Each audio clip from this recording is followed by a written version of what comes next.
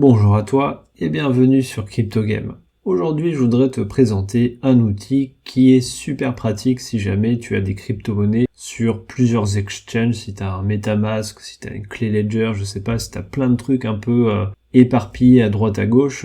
Cet outil, ça te permet de tout regrouper en un seul endroit et d'avoir une vision globale sur ton portfolio. Cet outil s'appelle Constat, il m'a été conseillé par une personne expérimentée qui l'utilise elle-même. Donc si tu as envie d'avoir accès à un outil qui est très pratique, qui permet de gagner beaucoup de temps au quotidien, je te présente ça maintenant, je vais ouvrir mon portfolio et on regarde ça ensemble. Allez, c'est parti.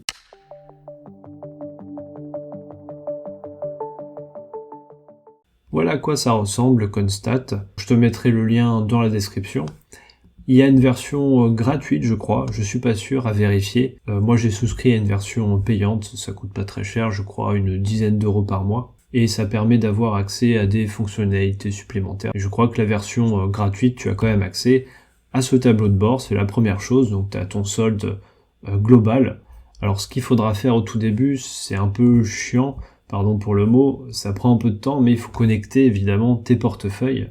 Donc ça se passe ici, tu connectes tes portefeuilles, donc de Binance, si tu as du MetaMask, quel que soit l'exchange ou le wallet dont tu disposes, a priori il y a moyen de le connecter avec cet outil. Donc faut le faire une fois et après, une fois que c'est fait, tu te connectes sur ton compte et c'est déjà configuré.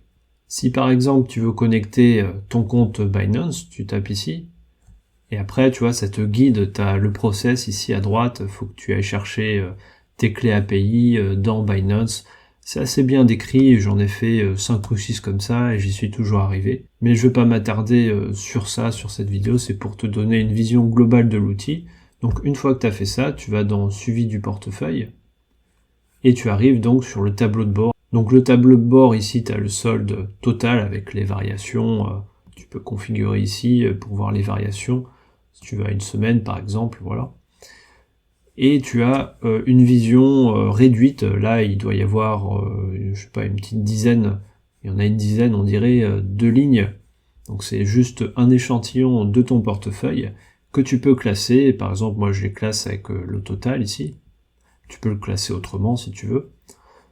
Donc là par exemple, ma ligne la plus grosse c'est de l'Ethereum. Tu peux faire voir plus d'actifs, mais si tu veux faire ça, je te conseille plutôt d'aller dans actifs ici. Et là, tu as tous tes actifs, tu vois, tu peux aller tout en bas. Bon, il y en a même que j'ai depuis des années. Alors parfois, c'est un peu rogné, le tableau, tu fais comme ça, si c'est le cas, et là, tu as accès à tout. Et j'en profite aussi, il y a cette option qui te permet de configurer les lignes que tu veux voir apparaître. Par exemple, ici, j'ai mis changement à 1 heure. C'est parce que j'ai coché ici. Si je fais ça, tu vois, la colonne elle disparaît, ici elle réapparaît. Alors petite précision, j'ai observé que parfois l'achat moyen n'était pas correct. Par exemple ici sur ma ligne du Bitcoin, je sais que c'est pas cette valeur qui correspond à mon achat moyen. Après, si c'est des crypto-monnaies que tu as achetées il y a longtemps, peut-être que Constat il n'a pas accès à tout l'historique de tes transactions sur l'exchange en question, et donc il va pas avoir le bon achat moyen. Parce qu'ensuite, par rapport à ça, il va déterminer la performance de ton actif. Donc il faut être conscient de ça. Pour sortir de là, tu fais la petite croix. Tout ça, tu peux l'exporter si tu le souhaites. Tu cliques ici et tu peux l'exporter. Alors, historique des transactions, tu fais ça, non, plutôt solde. Voilà, tu veux exporter le solde, donc ce tableau. Tu cliques une fois et là, ça te l'a téléchargé dans tes téléchargements. Alors, qu'est-ce qu'il y a d'autre à dire? Tu peux avoir accès à tes transactions ici, sachant que les transactions anciennes, très anciennes, n'apparaîtront peut-être pas, comme je l'ai précisé un peu plus tôt. Qu'est-ce qu'il y a d'autre encore? Bon, il y a plein de choses, je vais pas tout aborder, mais ce que j'utilise, c'est dans l'analyse, il y a des choses intéressantes. Là, ça te permet d'avoir une vision un peu statistique de la répartition de tes actifs. Tu as aussi quelque chose qui s'appelle santé du portefeuille, ça peut être intéressant, voir si ton portefeuille il est plutôt risqué ou plutôt prudent. Tu peux voir aussi la performance de ton portefeuille, ça c'est intéressant. Tu peux mettre tout, et là ça te permet de voir à partir du début. Ici il y a l'analyseur de portefeuille, ça je l'utilise pas trop, donc je vais pas rentrer plus dans les détails. Ce que j'utilise par contre assez souvent, c'est ça, c'est Heatmap. Tu as peut-être déjà vu ce genre de graphique, ce genre d'outil d'analyse. Le carré est d'autant plus gros que ta position est grosse. C'est assez pratique si tu as envie d'avoir rapidement une vision globale visuellement de ton portefeuille. Si tu es pris par le temps, par exemple, ça te permet de te connecter et de voir en un coup d'œil où tu en es sur ton portefeuille, c'est quoi le statut de ton portefeuille, quelles sont les positions qui ont le plus évolué aujourd'hui, et si tu as un gros ratio de progression, peut-être que c'est le moment de prendre un peu de profit, donc ça permet de prendre ce genre de décision assez simplement. Après ces options, il y a le petit logo, ça doit être pour les accès premium, donc il faut payer un service, c'est pas l'accès gratuit, a priori à vérifier.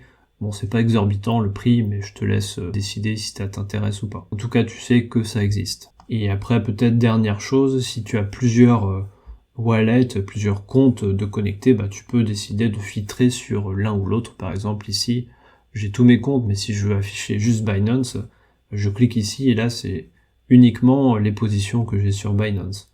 Ici, par exemple, je vais aller sur mon compte, Ledger, allez, celui-ci.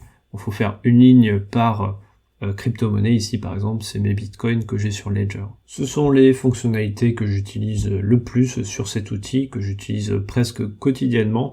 Peut-être que ça va te faire gagner beaucoup de temps, à toi de voir. Si t'as apprécié, si t'as appris des choses, laisse un like, ça soutiendra la chaîne. Et si tu veux être tenu informé des prochaines sorties, je t'invite à t'abonner et à activer la cloche pour ne rien louper. C'était Julien sur CryptoGame, prends soin de toi et à la prochaine.